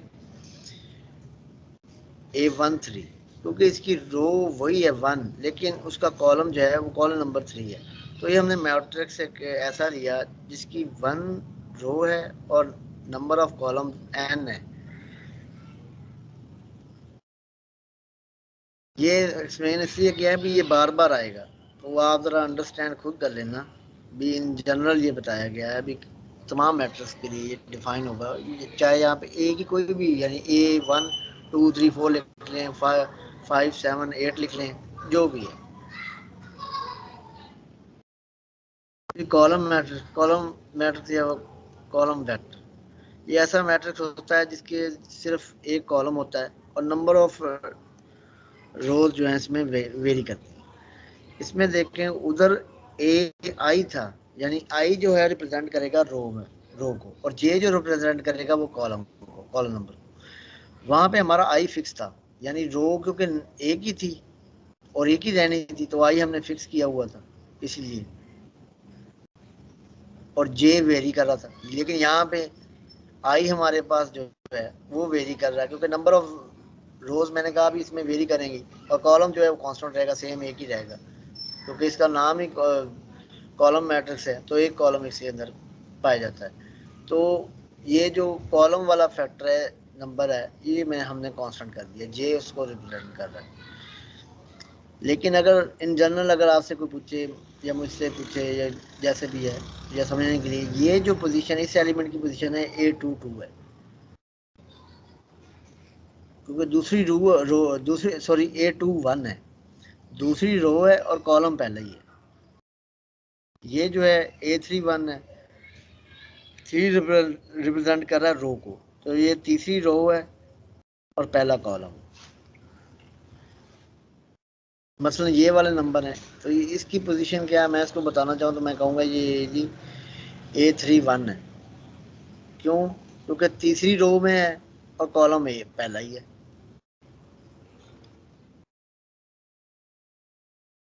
अब ये रेक्टेंगुलर मैट्रिक्स, अगर हमारे पास नंबर ऑफ रोज और नंबर ऑफ कॉलम जो है वो बराबर ना हो, तो हम ऐसे मैट्रिक्स को रेक्टेंगुलर मैट्रिक्स कहते हैं। मिसाल ये वाली है, इसमें देखें 3 कॉलम हैं और 2 रोज हैं, तो इसका मतलब ये इसमें नंबर ऑफ रोज और नंबर ऑफ कॉलम्स इक्वल नहीं है, तो ये रेक्टेंगुलर मैट्रिक्स है। फिर स्क्वायर मैट्रिक्स क्या होता है? स्क्वायर मैट्रिक्स ऐसा मैट्रिक्स होता है जिसमें नंबर ऑफ रोज और number of columns are equal होते हैं, तो ऐसे मैट्रिक्स को हम स्क्वायर मैट्रिक्स कहते हैं। फिर हमारे पास आ जाता है जी, ये उसकी एग्जांपल है स्क्वायर मैट्रिक्स की। कॉलम मैट्रिक्स क्या होता है? अच्छा, इसको ज़रा समझिएगा अटेंटिव होके। Let A is equal to A, ये उसकी यानी एलिमेंट्स को ज़ाहिर करता है A, यानी आप यहाँ पे नंबर देते जाएं तो वो खुद ब खुद मैट्रिक्स जनरेट हो जाएगा। मतलब मैं अगर I को 1 देता हूँ, J को 1 देता हूँ, तो A11 बन जाएगा, यानी पहला एलिमेंट बन जाएगा। फिर मैं अगर I को 1 दे रहा हूँ, J को 2 दे रहा हूँ, तो दूसरा एलिमेंट पहली रो का दूसरा एलिमेंट बन जाएगा। फिर मैं अगर I को फिर 1 दे रहा हूँ और J को 3 कर रहा हूँ, तो पहली रो का तीसरा एलिमेंट बन जाएगा। वो कह रहा है एक स्क्वायर मैट्रिक्स है जिसका ऑर्डर n है, यानी n तक जाता है इसका ऑर्डर, यानी n नंबर ऑफ रोज और n नंबर ऑफ कॉलम्स है कोई भी मैट्रिक्स।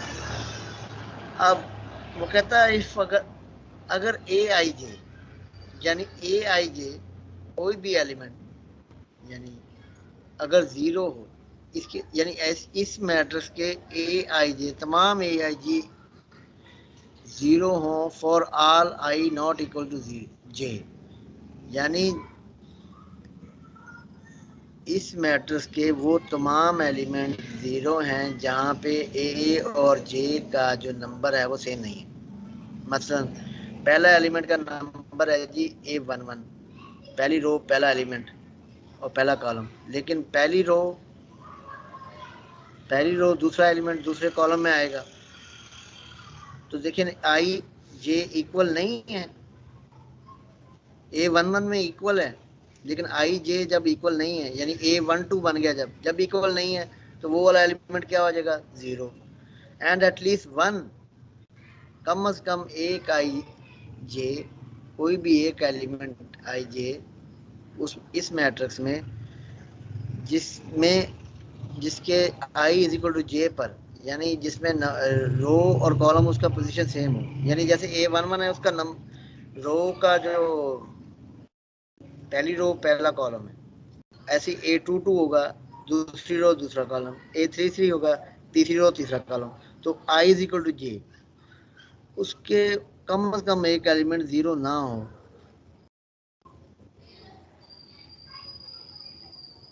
लेकिन कुछ एलिमेंट प्रिंसिपल डायगोनल के उसके 0 हो सकते हैं, बट नॉट ऑल, लेकिन तमाम नहीं। तो ऐसे एलिमेंट मैटर्स को हम डायगोनल मैटर्स कहते हैं। इसकी मिसाल यहाँ से समझ आएगी आपको, ये तो मैंने एक्सप्लेन किया ना आपको। मतलब ये जो पोजीशन है ये A11 है, ये A12 है, ये A13 है, ये A14 है। उसने हमें डेफिनेशन में क्या क्या भी AIJ, ये भी समझे एक AIJ है, ये भी AIJ, सारे AIJ हैं अपनी पोजीशन के लिहाज से। लेकिन वो अगर नंबर डालेंगे तो उसकी पोजीशन हमारे पास आ जाएगी। तो वो कह रहा है AIJ इक्वल टू 0 है for all AI not equal to J। यहाँ पे जो है क्या बनेगा, ये है A21 यानी दूसरी रो पहला कॉलम, तो ये भी 0 हो जाएगा, क्योंकि हमने क्या कहा अभी AIJ तमाम AIJ 0 होंगे जब भी AIJ बराबर नहीं हुआ। लेकिन कम से कम एक AIJ not equal to 0 for I is equal to J, यानी उसका रो और कॉलम नंबर सेम होगा। कम से कम एक एलिमेंट ऐसा होना चाहिए डायगोनल एलिमेंट्स में जो 0 ना हो। तो वो ऐसा मैट्रिक्स जो बनेगा हमारे पास वो डायगोनल मैट्रिक्स बनेगा। ये देखें इस शेप में भी, इसी डायरेक्शन में, यानी इससे ऊपर और नीचे सारे क्या हैं 0 एलिमेंट आ रहे हैं। स्केलर मैट्रिक्स क्या था, स्केलर मैट्रिक्स भी वैसा ही है तकरीबन। उसमें हम कह रहे थे कम कम एक एलिमेंट नॉन जीरो हो, लेकिन इसमें जो डायगोनल एलिमेंट हो तमाम के तमाम जो हैं किसी नंबर के बराबर हो। यानी हमारे पास ये कोई स्केलर मैट्रिक्स है, उसमें इसके तमाम जो AIJs हैं वो 0 के बराबर हों for I not equal to J। लेकिन कुछ AIJ जो हैं वो K के बराबर हों किसी कांस्टेंट या नॉन ज़ीरो नंबर के फॉर ऑल IJ। ऐसे तमाम AIJ जिनका IJ बराबर है, यानी row and column number same है, वो K के बराबर हों। लेकिन वो तमाम AIJ जिनका कॉलम और रो नंबर सेम नहीं है वो तमाम 0 हो जाएं। तो ऐसे मैट्रिक्स जो हमें ऑब्टेन होगा वो स्केलर मैट्रिक्स कहलाएगा। इसकी एग्जांपल ये है, जैसे ये सेम एक ही नंबर है तो सारे एलिमेंट्स के डायगोनल वाले एग्जिस्ट कर रहे हैं, लेकिन ऊपर और नीचे जो है वो सब तमाम क्या है 0 है। अब देखें ये वाली पोजीशन जो है ये A11 है, ये A22 है और A33 है और ये A44 है, यानी चौथी रो एंड चौथा कॉलम ये A44। तो हमने कहा भी AIJ इक्वल टू 0 होंगे for all AI not equal to J के। लेकिन कुछ AIJ 0 होंगे बराबर होंगे K के for some I is equal to J। Matrix क्या होता है या आइडेंटिटी मैट्रिक्स हमारे पास क्या होता है। सपोज करें कोई ये मैट्रिक्स हमारे पास स्केलर है, वो उसका ऑर्डर n है, और अब स्केलर मैट्रिक्स से आगे हम आ गए हैं स्केलर। अब नंबर 1 डायगोनल मैट्रिक्स में उसने कहा भी उसके डायगोनल में कोई ना कम से कम एक एलिमेंट नॉन जीरो। फिर आया स्केलर मैट्रिक्स, इसमें हमने कहा कि उसके डायगोनल एलिमेंट जो है वो स्केलर हों तमाम एलिमेंट्स हैं, यानी उस पर शर्त नहीं थी भी वो एक ही हो, वो 3, 5, 7, 8 कुछ भी हो सकता है और 1 भी हो सकता है। यानी जो यूनिट मैट्रिक्स है वो उसको हम स्केलर मैट्रिक्स भी कह सकते हैं, लेकिन जो स्केलर मैट्रिक्स है उसको हम यूनिट मैट्रिक्स नहीं कह सकते, क्योंकि यूनिट मैट्रिक्स के लिए शर्त उसने हमारे पास ये रखी हुई है भी उसके तमाम जो मेन डायगोनल एलिमेंट्स हैं वो 1, 1 आएंगे। तो हमारे पास कुछ स्केलर मैट्रिक्स है, इसमें वो कह रहा भी AIJ equal to 0 for all I not is equal to J, लेकिन for some AIJ is equal to 1 for all I is equal to J, यानी भी ऐसे तमाम एलिमेंट्स जिनके IG number IJ number different है वो 0 हो, लेकिन कुछ एलिमेंट जिनका IJ नंबर सेम हो वो इक्वल टू 1 हो।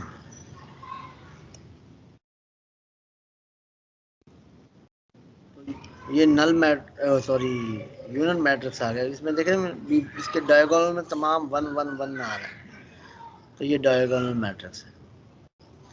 फिर नल मैट्रिक्स क्या है? नल मैट्रिक्स हमारे पास ऐसा मैट्रिक्स है जिसके तमाम एंटिटीज या एलिमेंट्स जो हैं वो सारे 0 होते हैं। फिर इक्वल मैट्रिक्स क्या होते हैं? इक्वल मैट्रिक्स वही कहलाते हैं जिनके जो कॉरस्पॉन्डिंग एंट्रीज हैं वो भी इक्वल हों। यानी भी अगर पहली रो का ए का पहला एलिमेंट 2 है तो दूसरे बी मैट्रिक्स का पहला एलिमेंट भी 2 हो।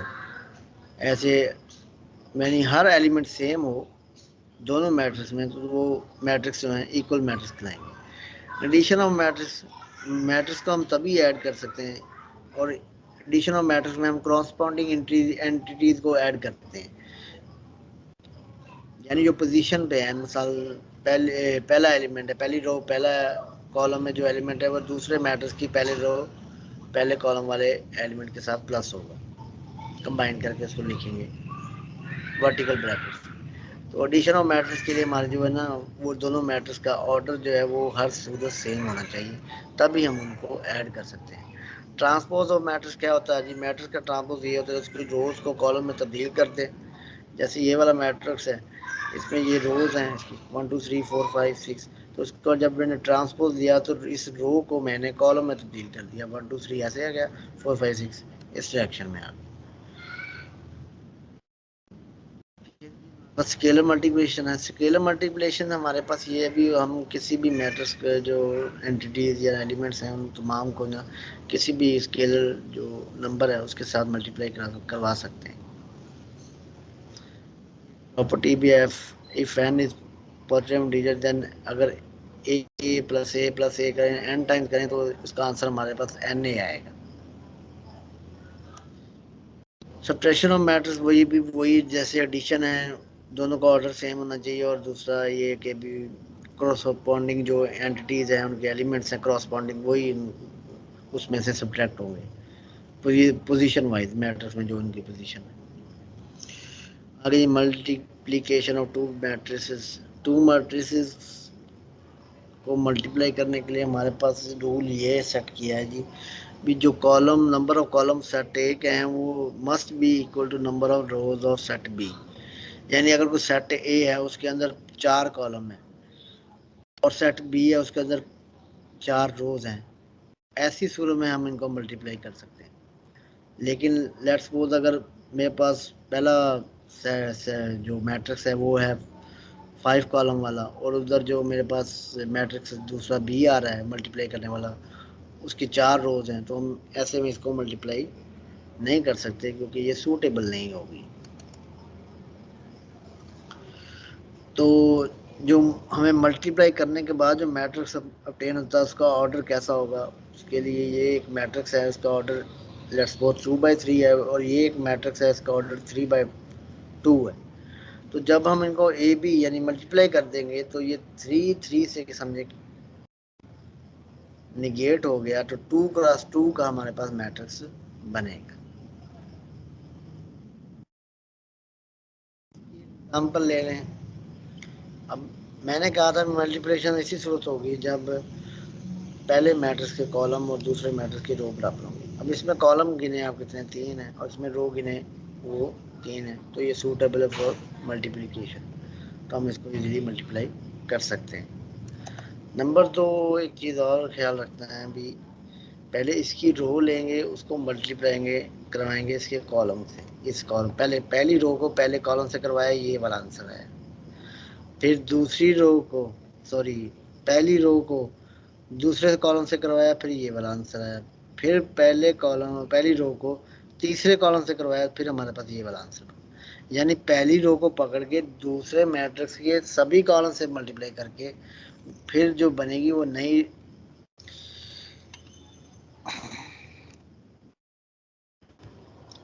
नई हमारे पास रो बनेगी, वो इस शेप में हो।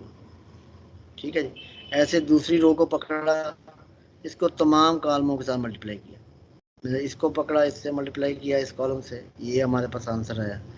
फिर इसको पकड़ा, इस कॉलम से मल्टीप्लाई किया, ये हमारे पास। फिर कॉरस्पॉन्डिंग एलिमेंट देने हैं, यानी 2 को 2 से देंगे, -1 को इसे 1 से देंगे और 0 को 1 से देंगे। इन चीज़ों को ख्याल रखना पड़ेगा मल्टीप्लिकेशन में आपको। डिटर्मिनेंट ऑफ 2 क्रॉस 2 मैट्रिक्स का जो डिटर्मिनेंट है, उसको डिटर्मिनेंट किसी भी मैट्रिक्स का जो हम जाहिर करते हैं वो वर्टिकल लाइन लगाते हैं उसके एलिमेंट के गिर्द।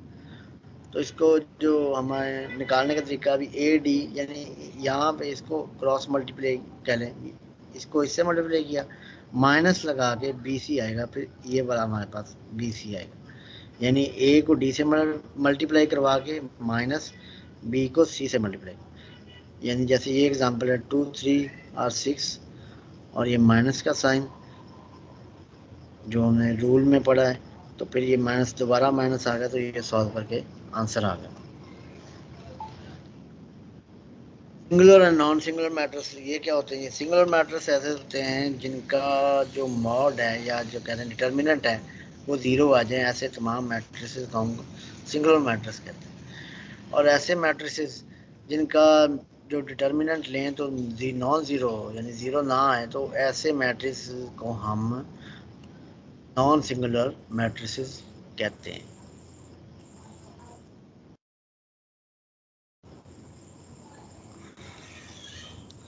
अच्छा मैम, मैं फिजिक्स स्टार्ट कर लूँ, फिर एंड में इकट्ठे क्वेश्चन ले लेना क्योंकि टाइम काफ़ी हो गया है। ओके सर, कर लें।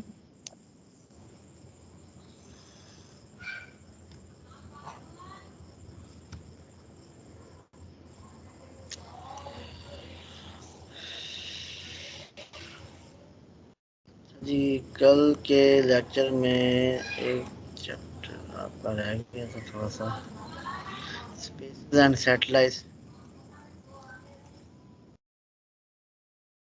सैटेलाइट क्या होते हैं? जो हैवी ऑब्जेक्ट जो प्लान के गिर्द मूव करते हैं, हम उन तमाम को सैटेलाइट कहते हैं। जैसे चांद जो है, जो ज़मीन का जो है वो नेचुरल सैटेलाइट है। नेचुरल सैटेलाइट जो है वो हमारे जो है सिर्फ यही नहीं भी, जैसे हम कहते हैं भी चांद जो है वो ज़मीन का नेचुरल है वो सैटेलाइट, इसके अलावा और भी हैं नेचुरल सैटेलाइट। उनमें हमारे पास एस्ट्रॉयड्स हैं, कॉमेट्स हैं और मीटेरॉयड्स हैं।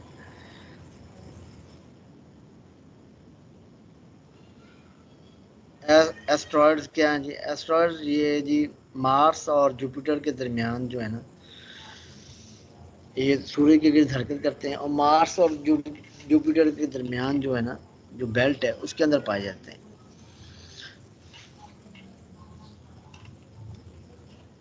एस्ट्रोनॉमर से मुराद जो है जो ये खलाबाज हैं या जो ये सारे जो इस फिजिक्स की इस ब्रांच से रिलेट हैं, उनको एस्ट्रोनॉमर्स कहते हैं।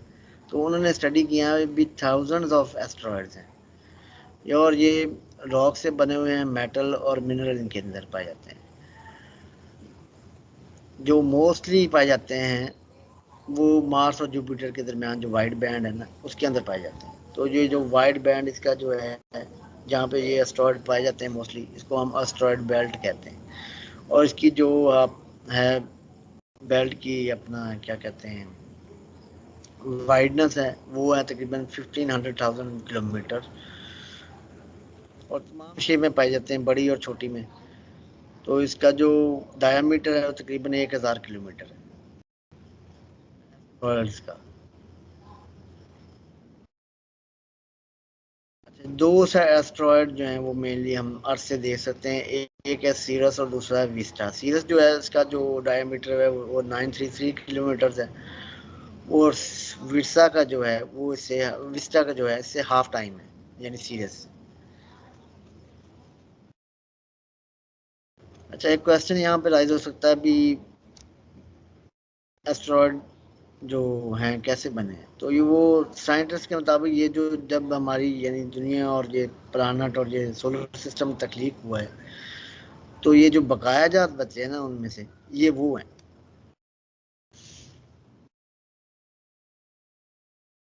या आप ये कह सकते हैं भी ऐसे बकाया जाए जो मिल के दोबारा प्लानट कोई भी प्लानट नया प्लानट नहीं बना सकते। हमारे पास मीटरोइड्स हैं, ये जो स्मॉल साइज और हैवी बॉडीज हैं, ये भी सन के गिर्द गर्दिश करते हैं, इनको हम मीटरोइड्स कहते हैं। ये रॉक के हैं, मेटल के हैं और सन के गिर्द ऑर्बिट में हरकत करते हैं। और हमने जैसे मीटरोइड एस्ट्रॉयड का एक बेल्ट बताया था भी, वो ज़्यादातर मार्स और जुपिटर के दरमियान है, लेकिन ये जो मीटरोइड्स हैं ये डिफरेंट ऑर्बिट्स में पाए जाते हैं। यानी ऑर्बिट से मुराद ये भी हमारा जो नंबर है सन से, प्लैनेट से, हमारा मेरा मार्स से हम पहले हैं। तो ये मार्स का जो अपना ऑर्बिट है वो अपने एक मदार में हरकत कर रहा है। तो ये जो मीटरोइड्स हैं ये तकरीबन हर मदार में वो कहता पाए जाते हैं, छोटे बड़े साइज में मौजूद हैं। जब अर्थ सरफेस में एंटर होते हैं तब हम इनको कहते हैं जी मीटरोइड। अच्छा, जब अर्थ सरफेस में दाखिल होते हैं तो एटमॉस्फेयर में जब दाखिल होते हैं तो हमें जब रोशनी सी नज़र आती है तो फ्रिक्शन की वजह से जो है ना वो ख़त्म हो जाता है। तो एक क्लियर नाइट में अगर आप देखें ना किसी ओपन यानी आसमान जहाँ पे साफ है, आलूदगी से पाक है, तो वहाँ पे आपको एक नाइट में तकरीबन 20 से 30 जो है ना ये मीटरोइड नज़र आएंगे। और ज़्यादातर इनमें से 50 से 100 किलोमीटर अर्थ के ऊपर ही ना उनकी बर्निंग नज़र आती है। जब हम ऊपर देखते हैं तो वो हमसे जो उनकी ऊंचाई होगी तकरीबन जो एवरेज है 50 to 100 किलोमीटर होती है। बाहर मीटरोइड ऐसे होते हैं या इतने बड़े होते हैं भी वो इस काबिल हो जाते हैं भी अर्थ को स्ट्राइक करते हैं। तो ऐसे मीटरोइड्स को हम मीटरोइड कहते हैं।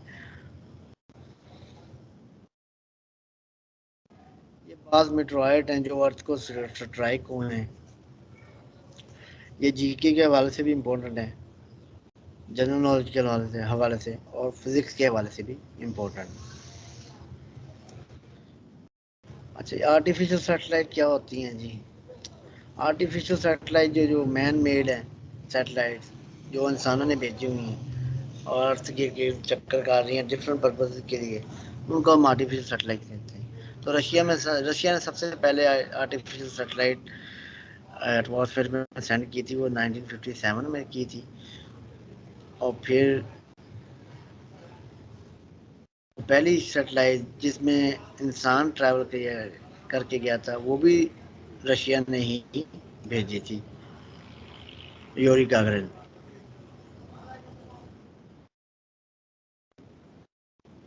अच्छा जी, सैटेलाइट को लॉन्च कैसे करते हैं स्पेस में? आपने अक्सर नासा के मिशन वगैरह देखे होंगे, टीवी पे दिखा रहे हैं भी सैटेलाइट उन्होंने भेजी। तो सैटेलाइट के साइड पे हैवी रॉकेट लगे होते हैं, वो उसकी प्रोजेक्शन के लिए इस्तेमाल होते हैं, यानी उसको उठाने के लिए और हमारे एटमॉस्फेयर से बाहर ले जाने के लिए, अर्थ एटमॉस्फेयर।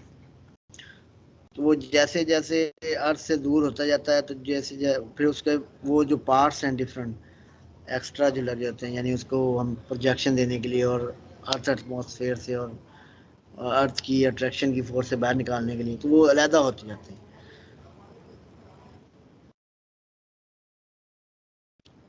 ये जीके के हवाले से कुछ अहम एमसीक्यूज भी आ सकते हैं और फिज़िक्स के हवाले से भी अहम है भी। सब पहली सैटेलाइट किसने भेजी, दूसरी किसने भेजी, पहली में कौन सा इंसान भी, पहली सैटेलाइट जिसमें इंसान गया कब लॉन्च हुई, किस कंट्री ने की, तो ये सारे क्वेश्चन आपको आ सकते हैं। इसके हवाले से भी आ सकते हैं, जीके के हवाले से भी आ सकते हैं। ये उनकी आगे काइंड है आर्टिफिशियल, जो किस मकसद के लिए है हुई। पहली सैटेलाइट थी उसका क्या मकसद था, दूसरी अमेरिका ने सेंड की एक्सप्लोरर, उसका क्या मकसद था। फिर जियो स्टेशनरी सैटेलाइट्स क्या होती हैं? ये ऐसी सैटेलाइट्स होती हैं जो अर्थ से तकरीबन 360,000 किलोमीटर अबव सेट की जाती हैं रिवॉल्व करने के लिए। ऐसे करने से ये सभी ज़मीन के साथ ना ये वाली सैटेलाइट जो सिंक्रोनाइज हो जाती हैं, यानी उसी हिस्से पे रहती हैं। जैसे जैसे जैसे ज़मीन हरकत करती है वैसे ही वो उसके साथ साथ ही रिवॉल्व करती है। लैंड सैटेलाइट जो हैं ये जो हैं इसलिए सेंड की जाती हैं कि वो जो आउटसाइड द वर्ल्ड यानी कह लें भी जो तस्वीरें ज़मीन के लिए हमारी तरफ भेज रहे हैं, मौसमियात के लिए इस्तेमाल हो रही हैं, वो सारी जो हैं वो लैंड सेट सैटेलाइट्स कहलाती हैं।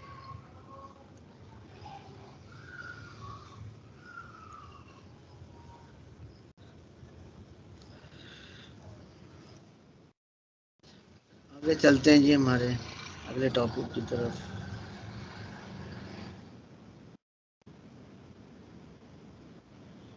ये हम काइनेमेटिक्स को डिस्कस कर रहे हैं, फिर इसकी ब्रांच है। तो इसमें रेस्ट एंड मोशन को डिफाइन किया गया है। रेस्ट जो है वो किसी बॉडी की इसके सराउंडिंग के लिहाज से पोजीशन से वो हम बताएंगे, यानी रिलेटिव होती हैं। रेस्ट और मोशन की जो पोजीशन है ये रिलेटिव है। कोई भी बॉडी हम उसको कहेंगे वो रेस्ट पे है अगर वो अपनी पोजीशन चेंज नहीं कर रही। मसलन अगर मैं किसी टेबल पे एक पेन रख दूं और उस पेन को हरकत ना दूं, वैसे ही पड़ा रहे, तो वो पेन जो है वो रेस्ट पे है अपनी सराउंडिंग के वाले से। यानी एक टेबल है वो कमरे में पड़ा हुआ है, उसके ऊपर मैं जाके पेन रख दूं तो वो पेन जो है रेस्ट की हालत में है अपने सराउंडिंग के हवाले से। और कोई बॉडी मोशन में तब होगी जब वो अगर अपनी सराउंडिंग के हवाले से अपनी पोजीशन को चेंज कर रही है। मसलन इसकी मिसाल ऐसे ले लें भी ट्रेन में दो मुसाफिर जा रहे हैं, वो एक दूसरे के हवाले से तो रेस्ट में है, लेकिन अगर कोई ट्रेन के बाहर कोई स्टेशन पे आदमी खड़ा है या रास्ते में कोई जा रहा है तो उसके लिहाज से वो मोशन की हालत में। मोशन तीन टाइप्स हैं, जो ट्रांसलेटरी है, रोटेटरी है और वाइब्रेटरी। ट्रांसलेटरी मोशन जो होता है ये ऐसा मोशन होता है जो या तो स्ट्रेट होता है या कर्व्ड होता है। आगे ट्रांसलेटरी मोशन की तीन किस्में हैं। लीनियर मोशन, ये ऐसा मोशन होता है जो बिल्कुल स्ट्रेट लाइन में होता है, जैसे कोई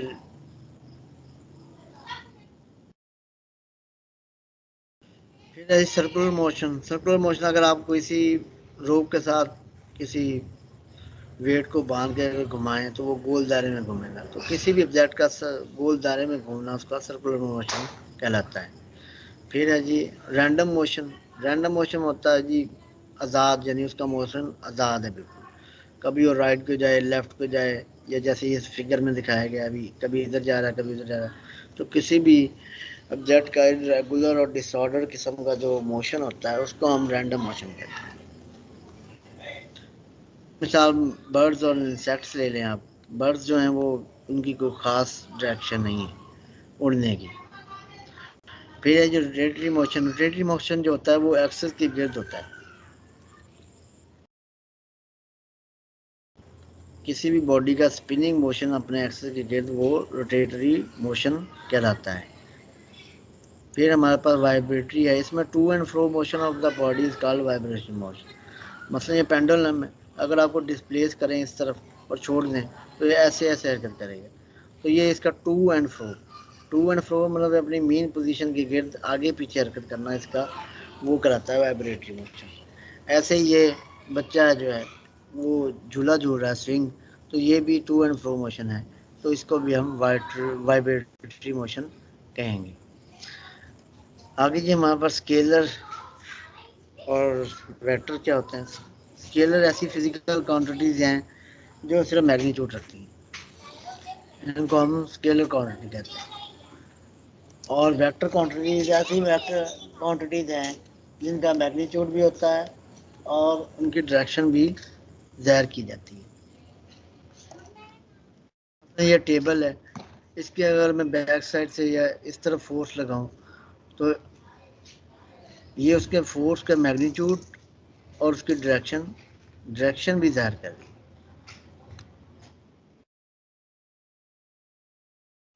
अच्छा, वेक्टर को कैसे रिप्रेजेंट करेंगे। वेक्टर को रिप्रेजेंट करने का तरीका ये है कि हमने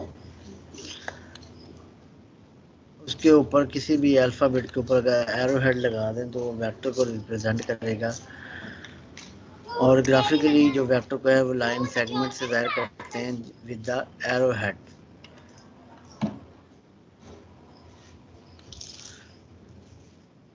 जैसा कि ए बी वेक्टर जाहिर किया गया है एरो हेड लगा के, तो ये वेक्टर को जाहिर कर।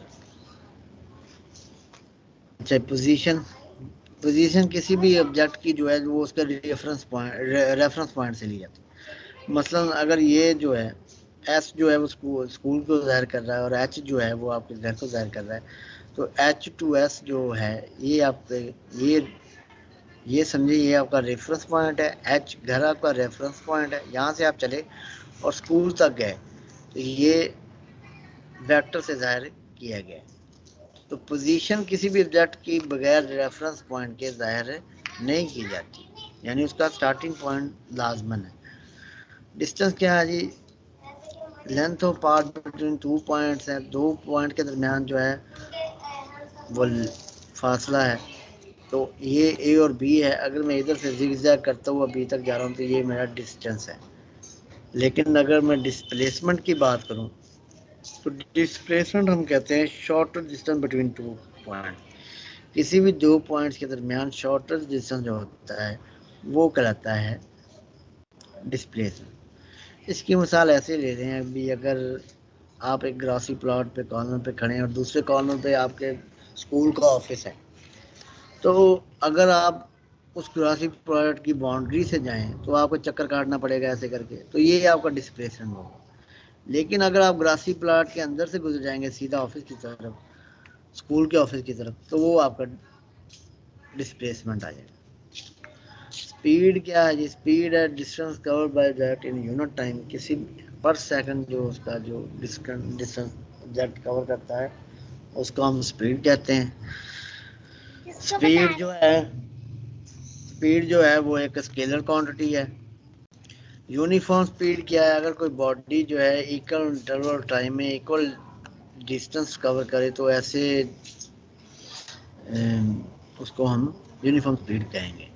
वेलोसिटी क्या है जी? वेलोसिटी हमारे पास rate of change of displacement यानी डिस्प्लेस फासले में तब्दीली की शरह डी बाई टी। तो ये वेलोसिटी एक वेक्टर क्वांटिटी है और ऐसा ही यूनिट इसका मीटर पर सेकेंड है। यूनिफॉर्म वेलोसिटी, अगर कोई ऑब्जेक्ट इक्वल इंटरवल और टाइम में इक्वल डिस्प्लेसमेंट तय करे तो ऐसी वेलोसिटी को हम कहते हैं यूनिफॉर्म वेलोसिटी, यानी इक्वल इंटरवल और टाइम में इक्वल डिस्प्लेसमेंट करे तो ऐसी वेलोसिटी को हम यूनिफॉर्म वेलोसिटी कहते हैं। यानी उसका कोई भी इंटरवल उठा लें उसका टाइम और डिस्प्लेसमेंट जो है हर इंटरवल का उतना ही होगा। एक्सेलरेशन क्या है? एक्सेलरेशन हमारे पास rate of change of velocity है।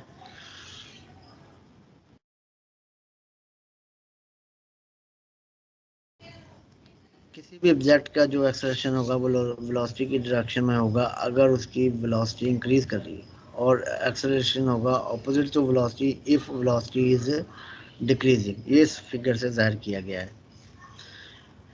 एक्सेलरेशन भी वेक्टर क्वांटिटी है, इसका ऐसा यूनिट है मीटर पर सेकंड स्क्वायर है। और यूनिफॉर्म एक्सेलरेशन ये है जी,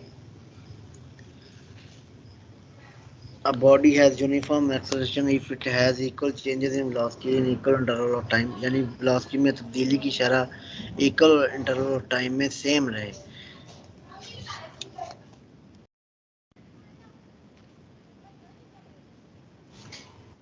आगे ग्राफिकल एनालिसिस ऑफ मोशन, हमारे पास ग्राफिकल एनालिसिस ऑफ मोशन क्या है? तो डिस्टेंस टाइम ग्राफ से हम किसी भी ऑब्जेक्ट का जो है ग्राफिकल मोशन को जाहिर कर सकते हैं। ये जो है सेकंड को जाहिर कर रहा है टाइम इसको, और ये डिस्प्लेसमेंट को। अगर कोई ऑब्जेक्ट अगर रेस्ट पे है तो जीरो टाइम में हम उसका डिस्प्लेसमेंट ये जाहिर कर रहा है, क्योंकि देखें टाइम तो हमें नहीं लगा लेकिन डिस्टेंस उसका ये आ रहा है, तो कांस्टेंट हॉरिजॉन्टल लाइन से हम उसके डिस्टेंस को जाहिर कर रहे हैं।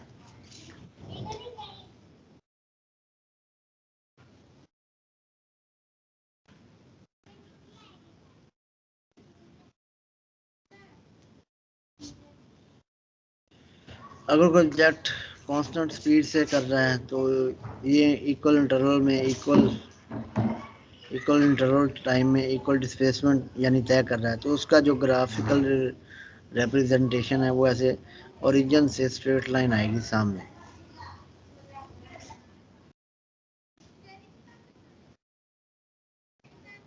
अगर कोई ऑब्जेक्ट वेरिएबल स्पीड के साथ कर रहा है तो वो कर्व शेप बनाएगा, यानी हर इंटरवल ऑफ टाइम में, हर पर सेकंड में उसका जो डिस्टेंस कवर करता है वो डिफरेंट है।